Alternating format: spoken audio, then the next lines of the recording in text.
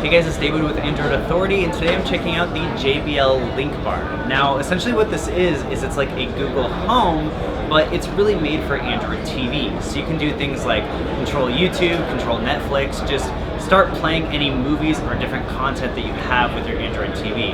Now, yeah, the Google Home can already do this, but since it's a soundbar, it kind of plays into the full experience. So you can just ask it to play different music, you can ask it to play different content on your TV, and it's built in directly with Android TV, so it's going to be able to do all those things. Now, still just a speaker too, so you can just play music whenever you want to, but the cool thing about it is that it can actually recognize what inputs that you have in your TV. So you can ask this soundbar to change inputs if you want to switch between, say, your PlayStation, your Xbox, or just your Android TV so you can watch Netflix. So it really has that better intercommunication between your TV and the soundbar itself.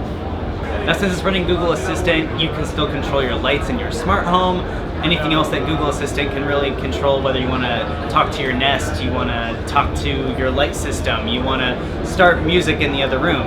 You can still do that here, and it's really just a centralized hub that works best in a living room situation with a big thing like a TV.